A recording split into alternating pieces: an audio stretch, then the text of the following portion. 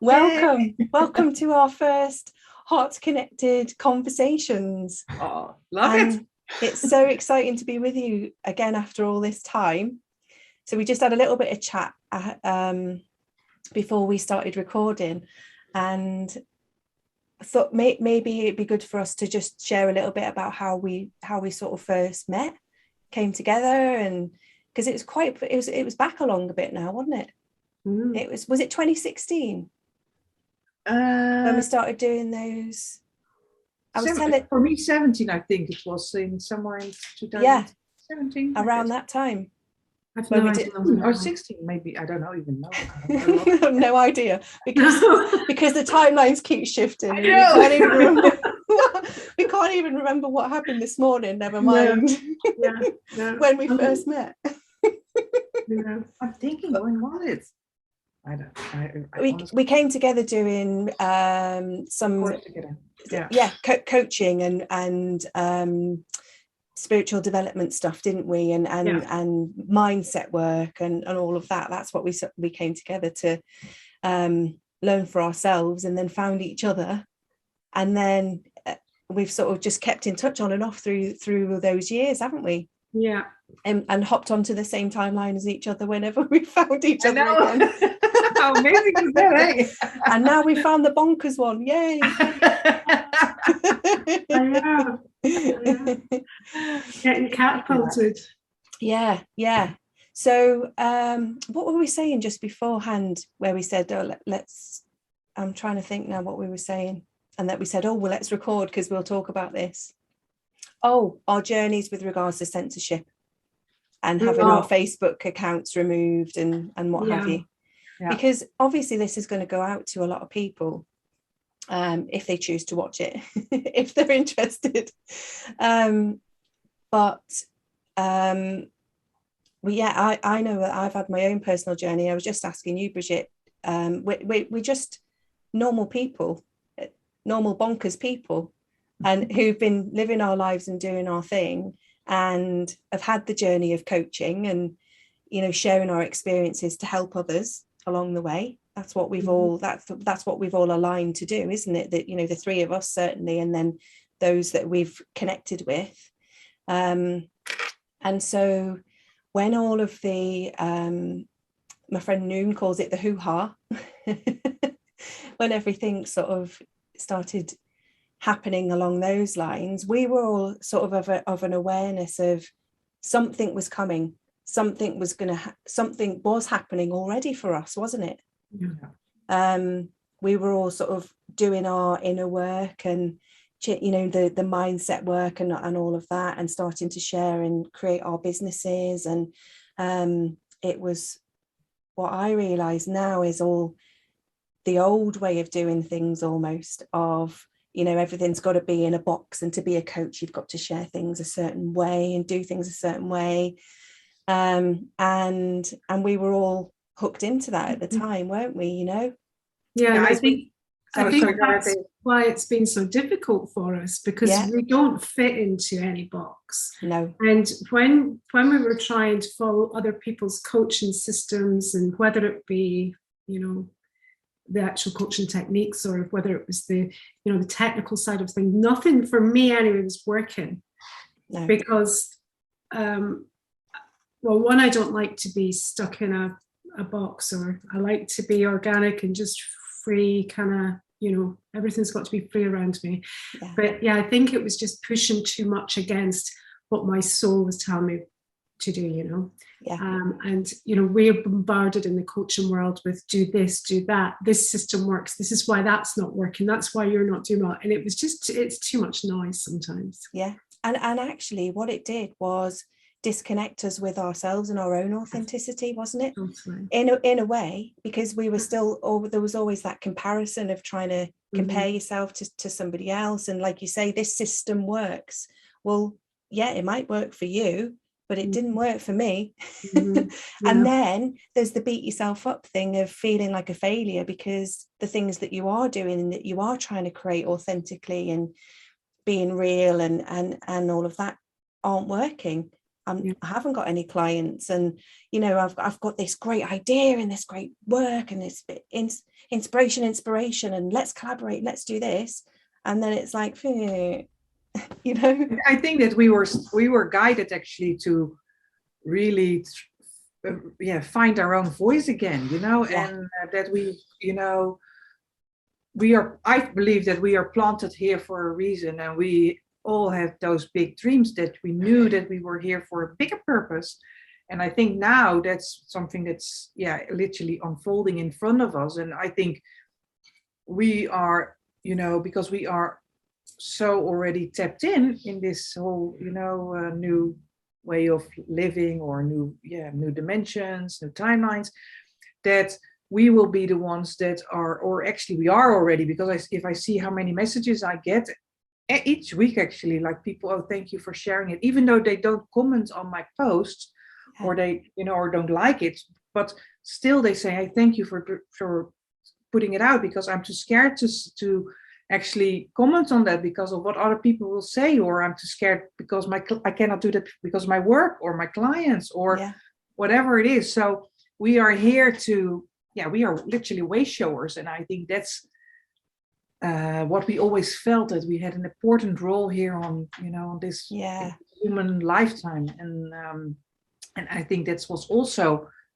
made us so uncomfortable throughout our lives, that we didn't felt, I get beeps in my ear, I get really high pitches, that we are so uncomfortable being in this human body and human life, because we don't fit in that. We are not supposed to be fitting in, we are supposed to standing out, and that's what and I think that's to do with the structure though that's in place on earth. I think if the slavery system wasn't in place like it is, where our lives have become so mundane and so fixated on social media and what someone else is doing, and all the stuff on the television, and we get so caught up and wrapped up in it, our lives become, we actually don't, it's like we know about the phones and our iPads and stuff. Nobody's talking anymore. We don't have conversations anymore. Oh, quick text message. Nobody phones each other. It's that loss of connection.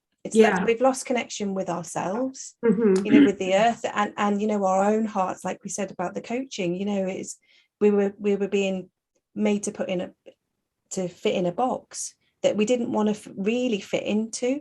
Always knew that there was more, something within us has been awoken, let's say.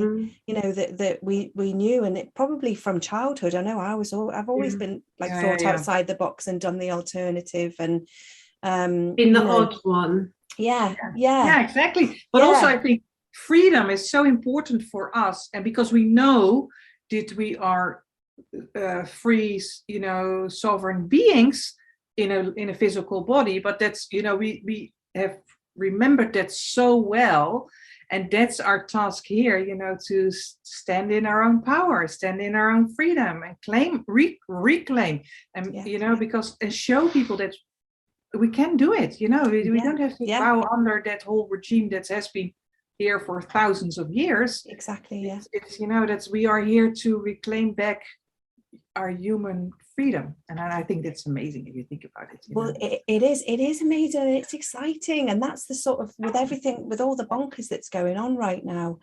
it doesn't seem, there are times where it's been dirgy and heavy, but I think for me the coaching stuff that I've learned, and my sort of stages of awakening, let's say, has been triggered by a trauma in most cases. And we all commented on that post, didn't we, of I've got it to read when we're ready to talk about that, but it's been like there's nothing wrong with us, however it's all about this healing journey, this tapping into that innate wisdom and knowledge that is there. We just needed to unlock it because we've actually been cloaked in fear. We've been born into the programming. Yeah, and I think we almost needed permission that it was okay to stand out and be different. And I know that in my past, I always felt a need to fit in, and it was a struggle to fit in. And when I was in my early 20s, I drank a lot, I did a lot of stuff that I shouldn't have, but it was to fit in, and it was to dull my soul down and quiet that voice inside of me, just to be one of the crowd. And I think as we age and stuff, and I guess the last couple of years has kind of allowed us to open up out of that box and just go, do you know what, I am who I am. It's opportunity. Yeah.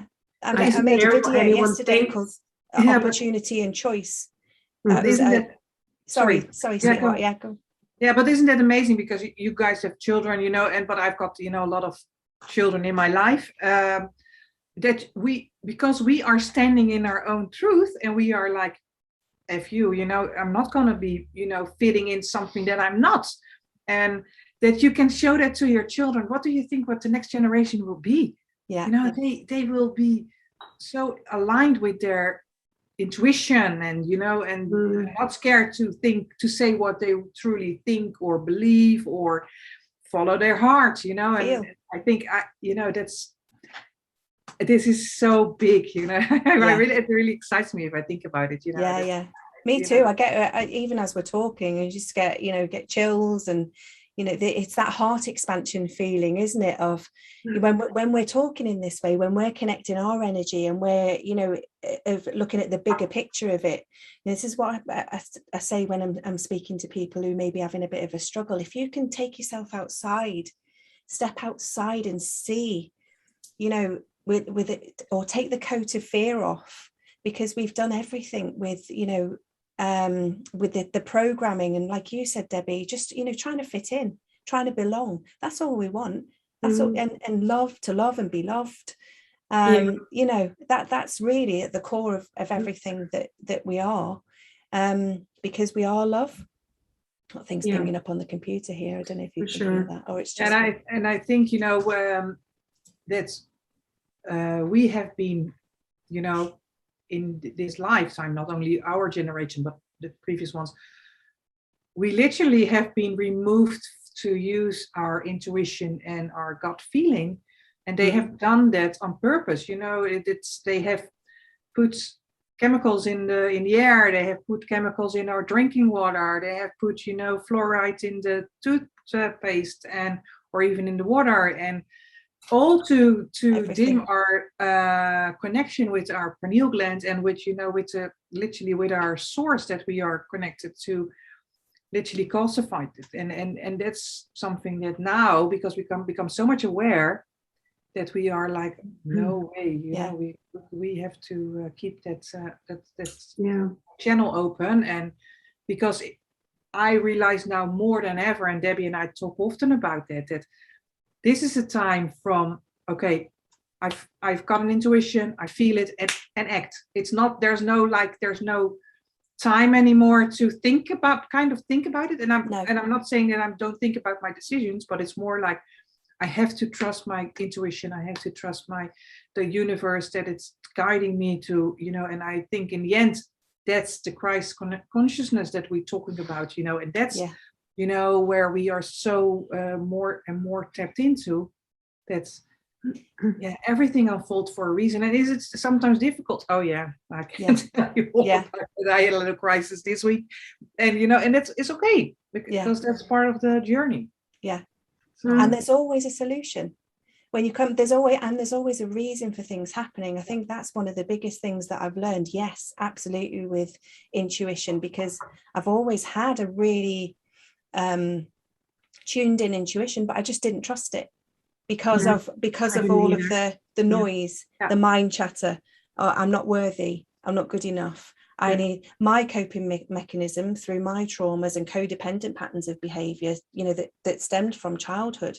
It's not my fault. Nobody did anything to me. My parents just, did whatever. Did their best. Whatever they needed to do, their best.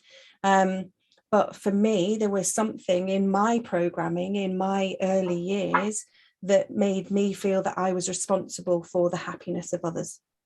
And the more I did that, the more that made me, that filled that some part of me that needed that really just needed nurture, where I didn't realize that it was perhaps because that programming had at times made my parents emotionally unavailable, or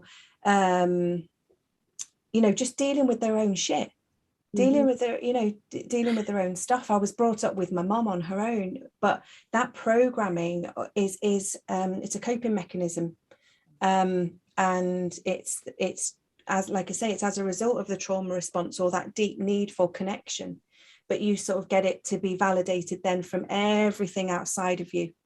And because we're not taught, and they weren't taught, it's gone back so far, hasn't it? Oh yeah, and in past lives too. We've got past lives to clear. We're carrying. So we're made up predominantly of water, and we know now that water carries memories. So we carry these ancestral memories in our physical bodies. Have you seen Frozen 2? I don't know if I have actually. Debbie, you need, if talking about this, this is some movies, they've got great unlockings in it. I know. Frozen 2, great music, and there's perhaps some of the where things have been produced has come into question over the past couple of years that we've learned. But there are still the light is definitely working through those places too. Absolutely, there is. Good, but I recommend it. Frozen 2. Sorry for interrupting you. Carry on. No, I was just going to say, we carry all these ancestral programs from we have stuff, and we're like, where does this come from? This is not mine. And that's what's, our shadow's coming up just now for us to clear. And I don't know about you guys, but the last couple of years from early 2019, I had some really weird stuff coming up for me, not just through childhood, right through, from my divorce, which was, I separated 9 years ago. And it really is coming up so that we can just clear it and work through it and neutralize it and, go on to do what we're meant to do. But I think we have to clear that trauma first. But I'm not saying that we'll have to go and do deep, deep work, but it's just looking at it and saying, you know what, that happened, and that's okay. Yeah, letting the attachment go. Detaching from that emotion, that emotional attachment is really important. But allowing yourself to feel as well, acknowledging what you feel, allowing yourself to feel. I know you and I, Debbie, have done EFT training, haven't we? EFT tapping training, and bring it into our practice and help people with that. But that was invaluable for me in acknowledging, and it's been the whole journey. It's like you say, there's been so many opportunities of things that have come up to go, hello, I'm here. I always say it's like the toddler tugging on your leg. I'm still here, whether it's in a child, whether you talk of it like that. Are you listening to me yet? Are you listening to me yet? But it's all an opportunity for healing. And what EFT did for me, and I've seen it with clients and other people who have worked with other people with that sort of thing, is it brings you back into the present moment, because usually the things that are surfacing for us it's not actually about what's happening now, it's about what happened then. But it's the same emotion that comes up, but because we've pushed it down or blocked it or numbed out, because of this is another way we've been controlled and manipulated, isn't it, is by the tech boom, and where it's connected us all in a new way. Well, it's been also been an escape. Because and there's different ways that you can watch things. So you can consciously watch something or be aware of something. Even if you're watching the TV program, some people, if you're switching the TV on out of routine and you're just sitting there and completely getting lost in it, I mean, don't get me wrong, there's times when we do need to do that too, and just completely switch off from everything. But there's a difference in being consciously aware of what's happening in your body, what you're feeling, what this experience, what's it here to show me, what's it, and like I said about Frozen 2, I've watched that and sung to it with my kids and this, that, and the other. You've had beautiful times of sing songs, but I can also see the metaphysical and the truth in there of what you just said about water, Debbie. water's emotion too. More, you know, this are things to do with tarot and the hidden mysteries and all of these things that, you know, again have been hidden from us to keep us controlled. And it's actually when we start talking about those things again that we light up and we're excited, and it you know, it makes us feel like children again, because it's like, oh my God, that's so exciting. You know, and there's so much, because, you know, they have created this whole world, or this timeline that we're in, that everything is based on science and what we learned, but at the same time they have created science for their products to be, you know, distributed, like, you know, but also like they have completely dissolved, you know, or changed our history, you know, in the books, because they have, like the Tartarian, where we just talked about, the whole Mokbang. We don't hear anything about it. It's, you know, when we are at school, nothing. And there's so much they have completely, you know, or the Nephilims that we had here, you know, these are things that we, you know, not even be thought about. And that's all now coming to the surface, that we have been, or let us start on flat earth, you know. but saying that, you know, maybe that's another conversation. I know, but that's, you know, there's so many things that they've been literally hiding from us, you know, because then we would, you know, believe that that our history has gone a certain way, you know. And even with the Bible, you know, there's so many things, and you know, it's all there, these beautiful stories, these things, you know, but it's been contorted and misaligned, and I think, the language has been also misused, and all of that. Yeah. And I think, you know, in the Bible there is certainly, you know, a lot of truth, but there's also a lot of things that they have created for us to believe, you know, that we and that's, you know, but there's also so many parts of the Bible that we have never, that we first didn't know about, but also, you know, we never had access to, you know. So this will all come out. Well, and there's 777 scriptures. Yeah, here. And there's 66 in the book. Yeah. The rest there's a few out there, the lost books, you know, you can find them, but there's a lot of them that I think are still to surface. And, you know, there was one recently that came, I think it was found a couple of years ago. And it's quite a revelation, and it will be dumbed down because it's not part of the history they want us to believe. And again, it's just all about control, and, you know, getting us to, you know, it's about control, it's about money, it's about creating fear. You know, no one should fear God. No. And no one should fear our source, our creator. You know, it's not something we should fear. We should. The other big thing that's come up for me recently as well is we shouldn't fear dying. Death shouldn't be feared. No. I've never been. Yeah. Look at what's going on just now. The world is terrified of dying. And that's what I heard it yesterday again in an interview or something. What I was listening to, or that I read something. There was something like exactly what you said there. If you are afraid of dying, then you don't have that God connection within. Because there's no God connection. No, exactly. Because, you know, if you are truly believing that you're kind of not looking forward to die, but I mean, you are like, if I'm dying, I will go to a whole different dimension where there's so much more, you know, love and, you know, that we cannot even start to talk, you know, understand in this life, you know, in this physical body. Yeah. So, and it does come back to that, you know, even religion has just the boxes again. Everything has been put into boxes. You know, that there's some who are, you know, God is this, God is that. You know, I know that we learned this back along together of you know, God is whatever it is for you. Mm-hmm. Whatever it is for you, and the death and the dying, you know, it's getting to a point where people are so afraid of dying that they're not living.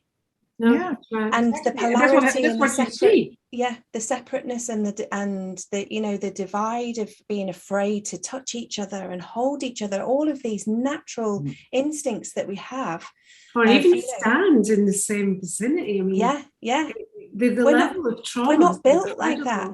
We're not, you know, we're not robots. We're not, you know, we're human beings, you know, beings of love and light and expansiveness and joy. And, you know, it's literally, you know, get down, get back in that box, get back in, you know, and that is, you know, it's affecting people personally, it's affecting their families, their relationships. They've done it on purpose. They have done that because they knew that our intuition is probably we're way more powerful than I know. we realize. Yeah, exactly. And if we truly start to understand that, then well, the thing is, we're more powerful than them. Yeah, exactly. And if collectively we all rise up together, then they don't stand a chance. That's why they've got to keep us programmed and, you know, poisoned and in ill health and in fear, and, you know. But so one of the things that I was wanting to just talk about today is a question I get asked a lot is, why are some of us awake and some of us so not awake? And, you know, I'd love to hear you guys take on that, because I think it's a huge question that's coming up. It's created this huge divide, and, you know, there's a lot of anger on both sides. There can be. And I do think it's a really important thing to address, that why some are awake, some are not. So for me, it's a level of consciousness. That's what I was going to say. Awake to what? That's the thing, because I would say there are levels. Yeah. So there are levels as we move through awakening.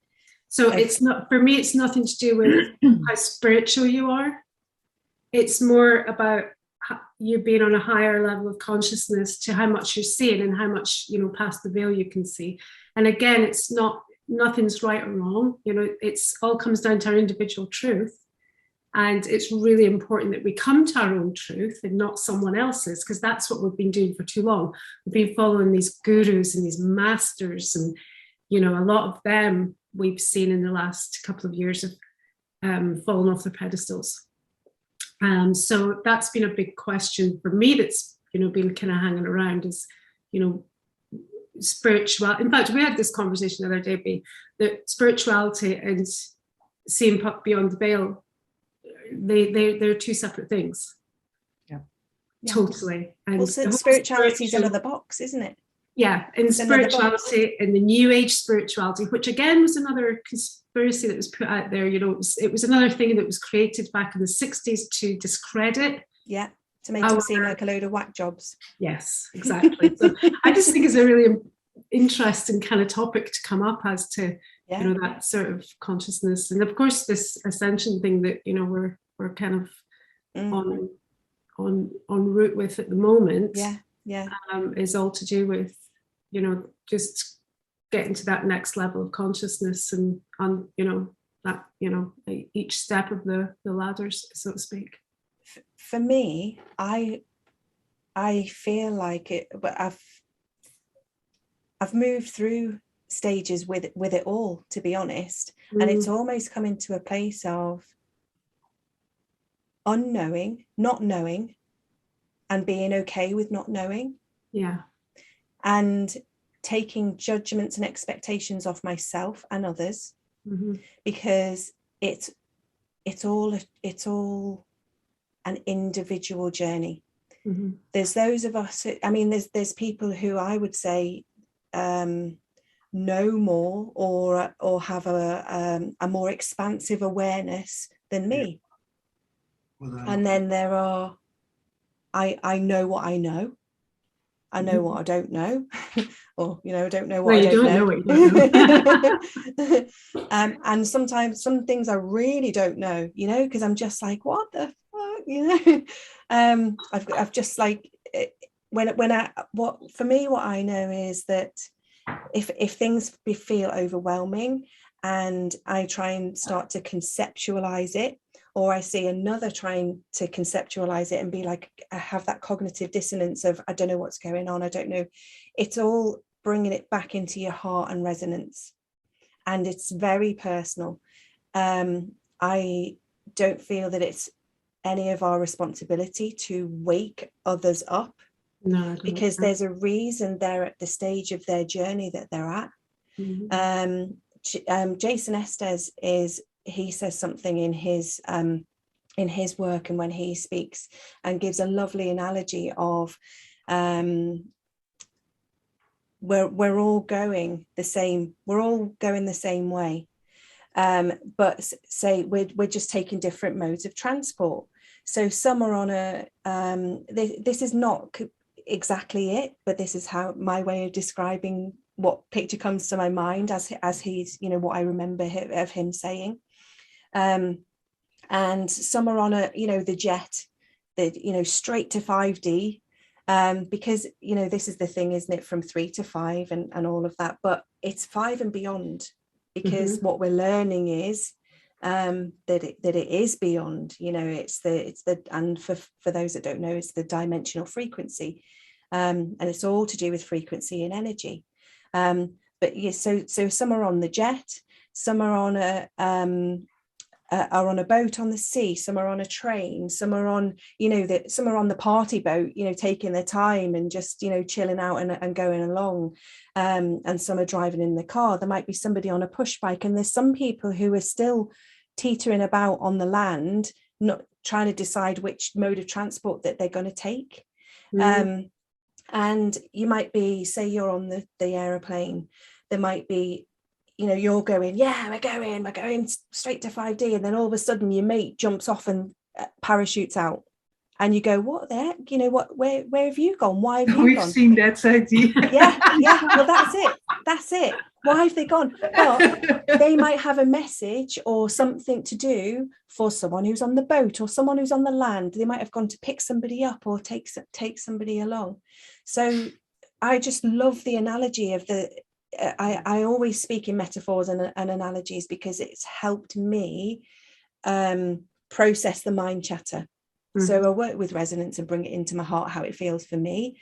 But with the magnitude of the ascension and what we're learning about that, creating a picture or a metaphor or an analogy like that helps me so much more, and helps me describe to other people what, you know, what is happening in, you know, galactically, if you like, because it is too much for our brains to comprehend. Sometimes it just feels like you know, your brain's going to explode, isn't it, when you, like you say, Brigitte, that it goes, you know, there's this and then there's that and then there's that and then, oh my God, and flat earth and there's so and so, and, you know, it's sort of things that, again, that we're unlocking. But I would say, Debbie, that, you know, that for me, that's what it is that, you know, we're not responsible for anyone else's journey, and we just need to keep moving forward with what feels right in our resonance for us. And if you feel like you want to post and share things about what you're learning and what you're experiencing, it may, somebody else might not approve, like the whole of the Facebook tribe of that keep trying to censor us. But, you know, if that's what you feel like you want to do, then you must do it. But it's releasing the judgments and attachments and expectations of an outcome for doing that. If it feels aligned for you to do it, do it. If it's, you know, if it feels good, do it. If, you know, and if it doesn't and you're not sure, or you get a bit of comeback with that, then just do whatever's in front of you to, you know, to what feels aligned for you to respond to that. Yeah, it's right. And I don't feel compelled particularly to post a lot of stuff. I get, like, every now and again I'll see something and I'll just go, oh, I need to share that. Yeah. And I get a warning or something. I've never lost my account. I've been good. But I've had warning. I think I've got a warning on my account, which is fine. I don't mind.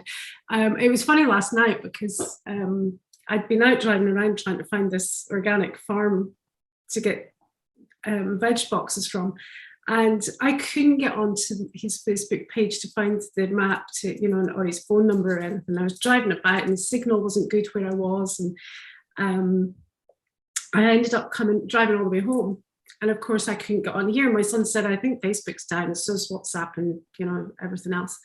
And I was like, oh well, okay. So I never really thought anything about it. I got the guy's phone number, went back out again. And I was actually disappointed. I can't remember what time it was. Was it like 9-10 o'clock last night UK time? It kind of I started getting pings again. Yeah, I was really disappointed. yeah. And while these platforms are all really handy, they become too addictive, and we end up becoming too focused on them. So it was a really nice break last night, and I've noticed a few people posting things today saying, "Oh, did you enjoy the break last night?" Which was big for me, because on reflection I'm like, wow, yeah, that's what they want, eh? They yeah, want us to be literally like a zombie sitting in front of our social media or television, and just not be tuned in with our intuition. And coming back to your question, Dee, for me it's also I think that we are literally the star seeds. So I think that we have been literally put here strategically in different places to be guiding, not to awake people, but guiding them through the process. And I think that's and holding the light. Yes, exactly. And also a couple of things show what's there, show the darkness, but also show hey, this is where we're going, it's okay, let it be, let it flow. And you don't have to be fearful. You can just trust. You have to trust your own guidance, your own that there's I think that we are going so far back. We talked about it often. Debbie thinks that she's got her roots definitely in the Pleiadians, or no, they think it knows. And I and for me it's the Lemurian, but also there's some Pleiadians and Arcturians, stuff that I truly believe that we have done. And I so strong feel that this is my last time here on planet Earth for some reason, that this is that this is the final thing for us to guide human the collectively through this process, because this will literally change the world. And I think this is probably for humankind, this is probably one of the biggest transformations that we will ever go through. Reclaiming our own power and reclaiming their sovereignty. Exactly, because we have been I think even 6,000 years we have been living under under these rulers, which and it's not the same like it's the same like not blaming people for our parents or whatever what happens in our life, but this is just also taking responsibility. Hey, we also enjoyed it kind of, because otherwise we wouldn't have done it. There was a benefit for us to live these lives under their regime or tyranny, because there's always a positive intention in everything that we do. So even though it's maybe not it's maybe not a good thing, but there's still positive intention. So and spirituality, that's another thing, because I think also or what I feel strongly is that the true spirituality is coming out now, and we are filtering like a lot of people that we know have been not the people that they thought they were, because we thought that was what spirituality was supposed to be. And now we're discovering literally, we're going back, and I think we all been witches at some stage of in our being, in our lifetime, or not as a human being. But so I think that and that's why the women, particularly the women, are standing up so strongly in these times. And I think that we can talk about it another time, of course, but they are so important to get back that masculine energy, the masculine ego energy that we have been, that's all about power and greed and lust and all those things, that we have to rise up to balance that out, and then we can come, also kind of balance again. Yeah, of course, the they've masculated everything, and they've destroyed this. They've tried to destroy the sort of feminine energy because they know how powerful it is. Yeah, exactly. And you know, they've demasculated men, they've masculated women. You know, you look at back in the 80s with the power suits and the big shoulders, and you know, coming into the man's world and working in the office, and I'm as good as you, and you know, and that's all fine for, you know, and there's always going to be exception to the rule, but you know, what they've done is eradicated the family unit, and that nurturing that, you know, should go on with their children. And you know, the children have kind of they've full on attacked the children in the family unit, but more so the women, because of that divine feminine and divine masculine. When it comes into balance, it's such a powerful energy. I feel that as well, though, that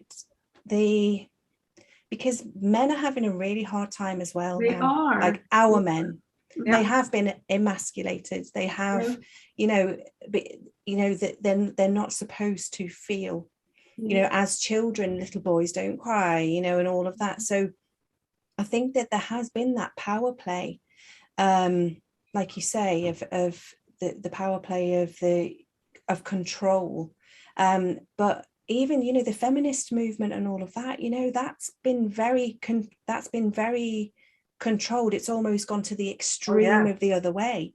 So yes, there's the rise of the divine feminine, but it's the rise of the divine feminine within all of us, and bringing it back into balance, because we need that the action, the warrior spirit of our men.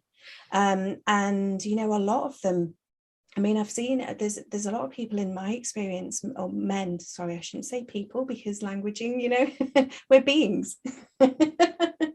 I still think men and women, to be honest, because that's for me, like, that's another part of their agenda, that they want to, because that's why they want to us not to use those words anymore, because, and I very feel so strongly, you know, about it, because we are born either as a woman or as a man, and that's it, you know. And you can decide if you want to change, but that's not how we are, you know, in this. And I've been, you know, attacked for that. And but and also, like, within ourselves, we've got the, you know, masculine and feminine energy within us, and that's like the yin and yang, and that's what we have to find a balance in. And when you are too much in one or too much in the other, that's when you're gonna compensate, and you know. And whatever the case, it's all been traumatic trauma responses to, you know, that are whether you're, you know, masculine or feminine. I speak of it, I said the people thing because that's more to do with common law. And that and how that's been manipulated and used. The word you are not, there's a video on my old channel called You Are Not a Person, because of the way that the birth certificates and what have you have been manipulated to keep us in these systems that have been created. But it, you know, sexuality is a whole other conversation, but this thing of the masculine and the feminine within all of us, and it becoming, you know, and again, it just comes back to resonance and consciousness, because, you know, we're all in a meat suit. I know.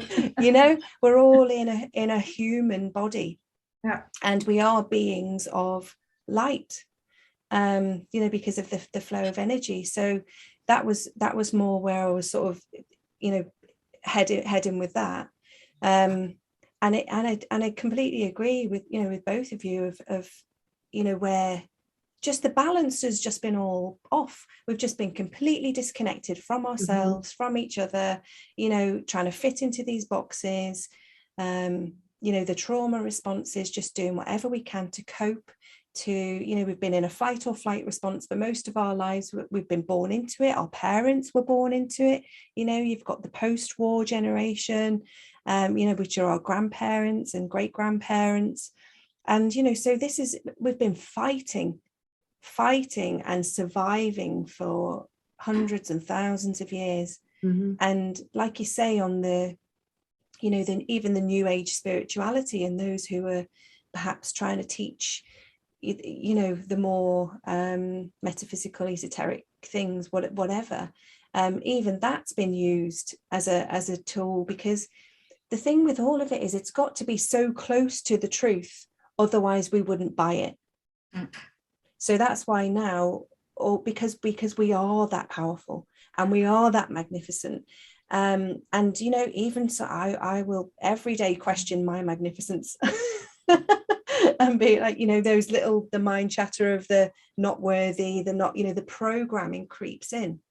So I just think with all of us, as like you said, Brigitte, we've got that opportunity to remember who we are at our core, and remember those past lives. And we're being given these gifts now of going, oh yeah, oh God, of unlearning and then relearning, or opening up and becoming more expansive to the things that have been there all along, but they've just been hidden and controlled and repressed by that minority, you know, percent that have been at the top of the pyramid. Only a couple of thousands of people that are behind this. Exactly. People, Yeah. Beings, Yeah. Whatever we want to call them. But at the same time, we've all been when you come use the analogies again, we've all been all of it. Yeah. I use a movie analogy as well. Movie metaphors of the you know, of the movies. You know, we've been the writer, the director, the actor, and you know, and then when we have those and the say I'm being the actor, the hero of my own story. I'm interacting with other actors, and they've all got their own script and they've all got their own journey. As the director of my own movie, there's going to be other actors that come in and I go, hang on a minute, I didn't want you to do that way. But, you know, and that's when it all crosses over and all of that. And it becomes so massive, because if you think of the work and all of the different roles that are played within the creation of a movie, it's that massive. And like you said earlier, Debbie, about God, and, you know, even that's been taboo in some senses because of what has been the taboos about, you know, God being a man sitting on a cloud and making it, you know, is when they become but that's what they've created, that's what they let us believe that it's it's all the way that it's been worked and controlled and all of that. But amazing. And it's just an incredible journey of deprogramming ourselves and remembering who we are and how powerful, and you know, it's part of who I believe why we come to Earth. You know, it's a learning process. It's Earth School. It's the remembering of who we are and what we're capable of, and you know, to be in the position that I'm in now, I feel super grateful that, you know, that this is all coming to light, and you know, it's up to us how much we take in and how much we don't, and you know, it's a real trip just now. It really is. Shall I read that post that we all commented on? Because this is the other thing that it sort of taps into, is this personal healing journey. And whereas you're saying about being super grateful and we're all, you know, wowed at the magnificence of it all, we've all been snotty messes on the floor and crumpled. It's been so challenging and so sometimes painful. Sorry? Sometimes we still are. yeah well that's it because it's all part of it, isn't it? So it's only sort of when you come out the other side, sometimes you can be grateful when you're in it, but it's only when you come out the other side and you go, oh, okay, that's why that needed to happen, that's what needed to go, that's what needed to be released. So I'll just read this because it's really, in fact I might have to put my glasses on for a minute. Okay. Healing is fucking messy. It's alienation. It's detachment. It's batshit crazy. It's jet black, inky darkness. It makes you ache for the void and mundane.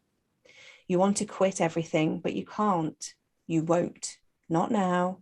No, baby, not ever. because even though it aches, the mother of all aches, you've changed. Underneath all that bullshit, there you are, brand new, born again, an angel of earth who's woken up to their cosmic mission. And you ain't ever going back. And there's more like you out there. We're waking up right next to you in the dark, wild one. So don't worry about fixing any part of you, and let your wicked shambles raise the goddamn roof on this whole thing. I got shivers. Oh, I do. It's just gorgeous, isn't it? And that's just giving credits to thugunicorn.com. Yeah, that's where that post came from. Yeah, just complete chills, because that's it, isn't it? Chills, yeah. All of it. And I so strongly feel that we, despite of all the things that come up in our lives, all the us nodding on the floor and crying and screaming and kicking, and we still don't want to stop. We cannot stop. We know that. We don't want. And sometimes we think, oh, take me off this planet and just I want to go home. But this is why we're here. We cannot stop. We just have to move on and literally go through it. Yeah. And because that's what it is to be the human beingness, isn't it? We're moving this. It is all consciousness and energy. Emotions are still energy, but it's as a human being we're being given the opportunity to feel it all, and to transmute and shift it all, through our bodies. And we've created it all for ourselves. That's the bonkers thing. To come, that's the thing to when you talk about the awakening side of it, is the magnitude of actually you sat up there on your cloud and said to all of your mates, right, I need to go and learn so and so and so and so, can you come and do that to me at that point, and you come and do that to me at that point, or and I'll do that for you, and then we'll meet again, and then we'll share this in celebration of everything that we've done and created. See, I see it as I sometimes, when I'm picturing before we came here, was signing up that we went for a job interview, and in order for our soul to ascend onto our next evolutionary part of our journey, we have to go through certain stages, and that we actually get a form and there's a tick box. And you'll have a couple of kids, you'll go through a divorce or two, you'll experience this, and we tick all these boxes, and they all have different point systems. So a divorce is maybe 8 points out of 10, and you know what I mean. Yeah. I'll live with a narcissist for 10 years. So when we come through, because a lot of us that are in this position now, we've gone through a lot of different traumas in our lives, from childhood right up to where we are now, and I do feel like that's what it is sometimes, that we ticked a load of boxes and yes, that's me at 100 points. Get through this. You get like air miles too if you got like a couple of boxes. It's going up a level. That's another thing. There's another film analogy there. Have you seen New Guy yet? Have you seen the film New Guy? No. Oh my gosh, you've got to watch that one too. For anybody who's watching this, Frozen for the water, and I don't know if you want to come back to that in a bit, Debbie, about the water, because we went a different way for a minute, but New Guy, and it's getting collecting the tokens. I've been through that experience, and so that's your ascension there, isn't it? Great analogy. I love that. Really good. It's quite funny, isn't it? And I think we have to keep a sense of humor while we go through this, because if I think at the end of the day, the energy, the planet's energies need to be lifted with laughter and fun and humor, and it doesn't matter what we're going through just now. The hoo-ha as you mentioned earlier. Talks about the hoo-ha. The people that pass over every day is never going to change the amount. We always have people passing over, so it's not any more or less than it has been in previous years, or it will be in years to come. So for me, people will sometimes say, oh, I don't know why you're so happy, we're going through this and people are losing people and losing their lives, and well, people are losing their lives anyway, and I'm not trying to make light of it at all. However, we do need to remember at the end of the day that we have to keep laughing and keep moving, and the world keeps going no matter what happens. I think there has been less people died, than the previous. I know. But you see, the good thing about this is because the light has been shone on. All of this has been always going on. There's always been people dying. There's always been horrific stuff going on. But so it's not any different. It's just that we are all awakening to it all.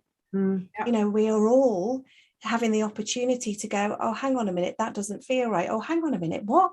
That happened? That's going on there? It's all, it's like coming back to the, awake and asleep sort of thing, is we're all awakening. We're all at a stage now on the planet where it's, things, the energy has shifted so much galactically, universally, that and the whole hoo-ha and of when that kicked off, it again, it was a massive opportunity. It had to be something that affected the whole world. It's literally like the torch has gone on to the flat earth and and gone, look at this, you guys, look at what's been really happening. And we have got, like you said, we've been strategically placed to hold that light and integrate that light, release what no longer serves us, feel the feels, get crunchy with it, like I've said, have your paddy wax and all of that, whether it's just for ourselves, for the generations before us, because I know that the patterns that have been playing out in my life have played out in my mother's. We can heal that now, eh? That's so beautiful. That's it. So I know it stops with me.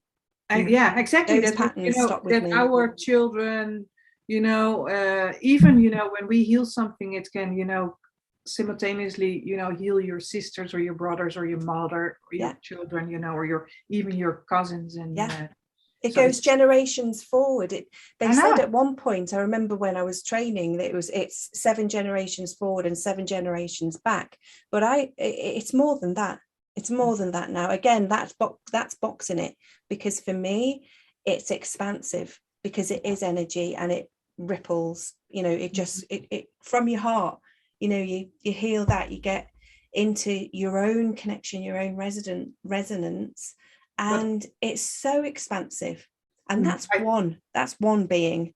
Exactly. And I think that, but we might be able to talk about that another time, about timelines, because that's what we think in past and future, but actually it's simultaneously, we've got different timelines, and even we've got a timeline that we were a child, and so that is all happening at the same time. We don't exactly, we don't understand it, because we have never been taught that, but we all got our different ages, or different, or even like you've got timelines, like if I would have done this, what would have happened? You can step on the timeline and you can see it.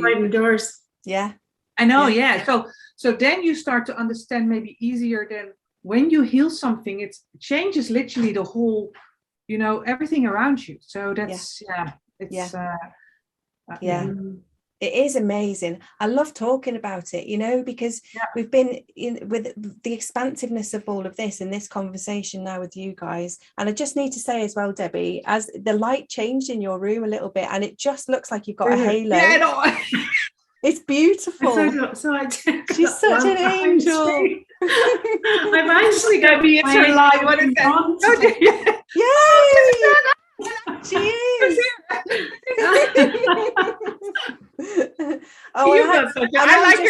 I think less and feel more. So you guys are sparkling and I'm doing a feeling.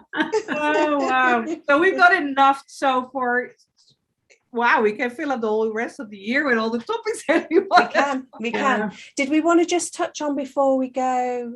Or maybe not, maybe not really, see what you guys think, but I'm just thinking, because we did start at one point talking about the social media censorship, and with what happened last night. So on the date that we're doing this is the 5th of October. So on the 4th of October, there was a bit of a blackout for a while, which was completely unexpected, but we've sort of known that things like this may happen for a while. I thought that there was stuff like this going to happen last year, because this is another thing that has made us look a little bit more batshit crazy than we are, is that when we've learned things and found things out, we've shared them, and then they haven't happened, and they haven't happened for a reason.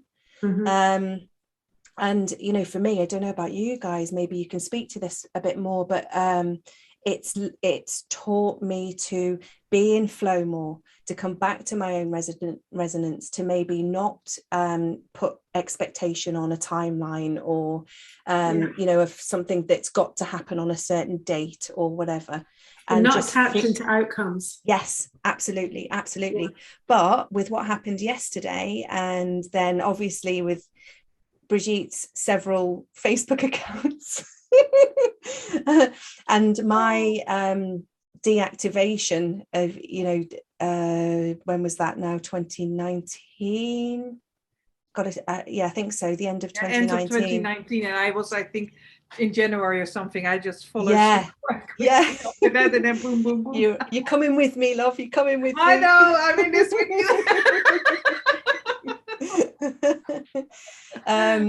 So if for anybody who is watching and doesn't know the story of that, so we were my Facebook account, I went on one day to post something and share. I have done a lot of work within my physical community and my online community for years. We were doing the coaching work. I had loads of groups set up on Facebook. When the hoo-ha happened, I was party to setting up, I think it was about 40 Facebook groups in the end for our area to get for people to communicate. So social media at that point was amazing, because everybody was able to, we could connect people up and all of that. So I had inadvertently had a big presence on Facebook, and because you said, Brigitte, earlier, oh no, Debbie, you were saying, you hadn't really posted anything that was mega controversial or anything. And no, I hadn't. But I think inadvertently, I had a lot of connections going out a long way. And also a lot more people seeing what I was posting than would have done had I not got involved in the community in that way. And so I basically just went on. And I think somebody reported me, which is, I don't know that for certain, but for it to get blocked as quickly as it did for no reason. It might be the same with me too. Yeah. I know that there was a lot of people that didn't agree with what I was posting. And I had a lot of people attacking me at that particular time. They were jumping up as soon as I post something. Yeah. So I think that they have reported me, How did you deal with that, Brigitte, for the most part? Like because I know that I found that I didn't realize that some of the stuff that I was sharing was going to trigger people. And that's when I started going, oh, okay, that's what this is about now. So, and I sort of used that again as an opportunity to then meet them with compassion and understanding, realize that they were being triggered because it was something within them. Yeah. And if I felt something coming up with me, it was all an opportunity. I used Ho'oponopono a lot. I don't know if you've seen that meme of I think it's oh God, what's his name? Rocky. Sylvester Stallone. Sylvester Stallone, and he's got snot coming out of his nose like this, and it's a shot from Rocky, I think, but it's saying about this is me when I'm crying my way or sobbing my way through Ho'oponopono, which is and that was literally what it was like sometimes, because I would then get triggered because it's like, oh my God, I've done or said something wrong, and so that guilt and shame, but I hadn't done anything wrong. So for me, again, at that point, it was an opportunity to heal that part of me, of those things that were coming up of, I have got a voice and I can say how I feel about things. And I'm only doing what I've done before, which is sharing what I've learned and helping people. I was helping such a lot of people. And then So yeah, ho'oponoponoing the shit out of all of that. Well, it's interesting because I felt like in the beginning, you know, like it was out of the blue that I was, you know, like attacked like crazy. Yeah. So what I've learned from that when I post something, I would be completely in my truth, you know, and then it was also, you know, feel less attacked, you know, towards me. And it was more like, and I learned also, you know, when I post something and it brings up that says something about the other, you know, it's their journey. And I will be honest, I blocked a lot of people too, which I didn't want, because what I find interesting is that I was posting things, and if people are posting controversial things, I don't reply to that, you know. It's for me, it's like, because then I give energy to it and I don't want to go there, you know. And that's their opinion, or their you know, that's what they think or believe or whatever it is. But I was mesmerized, you know, by the amount of people that would attack me. And you know, and I think, well, what's, you know, what is that? But I learned a lot of it, you know, of course. But I, you know, they have been. Me too. Me too. And actually, it was only even this year that it sort of really came into my mind of, this is my community. You know, if you don't like it, unfriend me. If you're not for everyone. This is we're supposed to be friends on Facebook. I know. You know, you're supposed to like and share. So why use it as a place for attack? But this is what's happened, isn't it, for attack and for censorship and for all of those things, which is again taking our rights away. Facebook actually admitted, or the whistleblower that came out the day before Facebook went down, she was talking about the hate that Facebook puts out.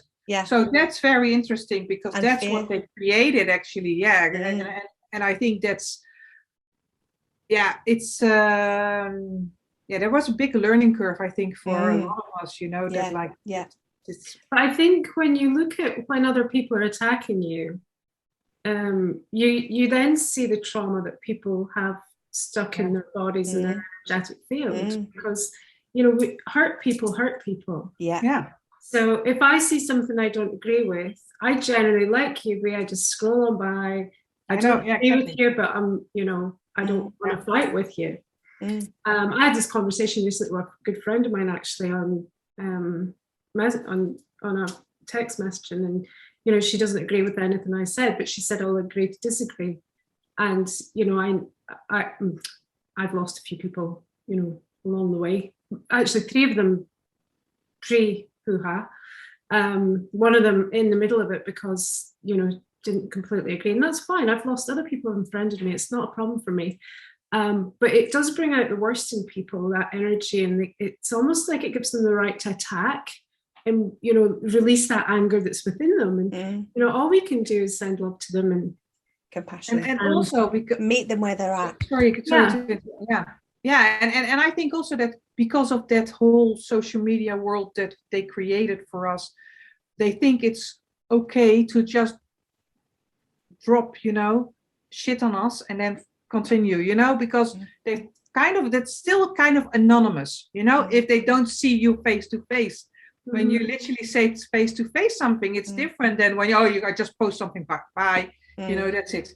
And so I think that's another thing that we learned also along the way. Absolutely. So, and I know for me then, but when I did go in and my account had just been deactivated for severely, what was it? Severely, I think first a month. Community standards. What is it? But it was severely, and I appealed. Violated. That's it. Severely violated their community standards, and I'm like, it's my community, like, you know, and actually, you know, my friends and family, my children, because that was the thing for me, is there was just so many people that I had connected with, old school friends and all of that. And yes, there was some comments and some bits and bobs, but anyway, it doesn't matter about the sort of logistics of it all. For now, it was what it was. But for me, that ended up being the biggest cull. And that really was a massive, like you said, Brigitte, a learning curve of letting it go. And taking it as, again, the opportunity for healing and and letting shit go. And okay, so now I need to look at this. It took me in a slightly different trajectory, and those that follow me now, I know that they follow me because they like what I've got to say, and they're not going to, it did just take all of that. There was a sigh of relief with it, as well as, a bit of grieving as well. There was a bit of a grieving process of it, because it was 13 years that I'd had this account and my business and all of that. But it's like, here I am now. I mean, and there's been a shit ton of personal things happening in between times as well, but it was also that opportunity, and also thinking to start with a clean slate. Yeah. I know, yeah. It is. Because of that, I lost my whole, same like you, my personal account, my business page, my groups, that I lost everything. And that was also, a lot of people that, I found out that was so funny, because they didn't want to reconnect with me after. I was just bringing that up, actually. Yeah, there is. There was not many. I had over 1,000. Me too. I had nearly 2,000 people. I think. Yeah. And that was just like, because when you do it working in the coaching world and all of that, you make your profile public, and you're helping, and your public profile becomes your work, because you're leading by example, isn't it? And so you didn't just have your friends, you had followers. Yeah, exactly. And so there was quite a lot of followers, not that, not in an egotistical way but there was, I built that up over years by people liking liking what I shared.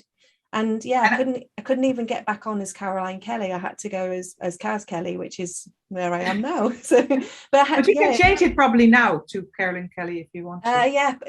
Possibly. Possibly. Yeah. But I don't know. They wouldn't let me back on because I was so violating. I destroyed the community. Yeah, it's interesting. And I also had a lot of people, I don't like what you post anymore because it's so negative. And I thought, I understand why they are saying that. Because, it's it ain't nice, it's some not of the stuff that's being revealed. Sometimes we need to show it to just come to the truth. But people are comfortable in their discomfort, is what I say a lot. Sometimes it's easier to just stay in the box and not put your head above, because some of the stuff that is being revealed isn't comfortable at all. No, because that's when they have to go out of their comfort zone. Exactly. People don't want that. They want to stick there, and and that's a really good analogy for the whole healing journey as well, because some things are not comfortable to feel. No, you don't want to be in a crumpled mess on the floor. However, when you feel it, you've got to feel it to heal it. You've got to see it to be able to do something about it, to make a difference. So this is back to what you were saying earlier, Debbie, about the awakening journey and the ascension. It's all an opportunity for us to see what's been really going on, and to, even if it's terrifying or, abhorrent, it's been going on. It's just that we've been so numbed and controlled and programmed into a box, while this little nucleus of whatever they are, being able to do what the bloody hell they like. And the other thing is, it's not just about healing it for us, it's about us stepping into our divine power. Absolutely. It's about us claiming our sovereignty and stepping into that power and saying, no, you can't do this anymore, whoever it is. Whether it's a family friend, a family member, a friend, the government, you cannot do this to me anymore, and you can't do it to the people. It's just wrong. So and again, I'd love to talk about the common law another time, because I know you and I are super interested in that, and something that we're trying to free ourselves from, that matrix, which is another part of what we're going through just now, a huge part. Absolutely. We'll come back and talk about that again, because it is that, and that's where we can take individual responsibility. So we can only do us with our healing and moving through the things that we need to move through, but also with that, in our personal circumstances, there are ways that you can help yourself. And like you say, stepping into your own power and your own sovereignty, taking the coat off of all the baggage that you've carried. Let yourself feel stuff if it's coming up for you. You know, you can't do anything about maybe what's going on in the top half of the government and this, that and the other, but we can for us, for ourselves. And that's the opportunity that we've been given. And we can do it. You know, we've all moved through, you know, it's the roller coaster and the experiences, all moved through this, haven't we, the past few years, as everyone has in their own way, honouring each other's journey, and then aligning with your own truth, your own sovereignty. So important. And being the example of that and stepping into that, because it's just beautiful. So we've got to wind up, haven't we? So should we, is there anything, you know, that you want to share just before we go? Anything, any tips or, you know, something that we can leave our watchers with? I just want people to start looking at, you know, freeing themselves from the system, and whether they go and, you know, throw themselves into it or not, it doesn't matter, but it's just about every day get up and just say, declare, I'm free, I'm sovereign. And that's something that I think empowers us every day. It's a good affirmation to say, to get used to, and it's a good energy and power to be standing in. And it definitely gets you on that path of, you know, coming away from the system that we've been programmed into. So beautiful. So thank you. Yeah. Cool. I think I leave it to that. Yeah, I think you just start to research, you know, your own thoughts and your own beliefs and your own actions. You know, I think, and you don't have to analyze it the whole day, but start with little things like when you are in, for example, in an argument, just, you know, think about why do you feel like that, or, you know, what comes up, or just, yeah, do some research about yourself, and then that's when you start to change, you know, things in your life too. So yeah, beautiful. Oh, this was lovely. Yeah, it was, wasn't it? It's been so, and the time's flown so quick. Yeah. I know, because we said that for now 45 minutes an hour, and now it's 1 more hour. Yeah, I have to go. We're expanding into the truth of who we are. So we'll leave you all with that. Thank you so much, gorgeous ladies. We'll come back again and do another one. Yeah, oh, absolutely. Yeah, and share and like and all of that. But yeah, it's not really about that, is it? Keep being beautiful, you, everyone watching. Thank you for being here. Thank you, Debbie. Thank you, Brigitte. Love you lots. And see you soon. Bye. Bye. Bye.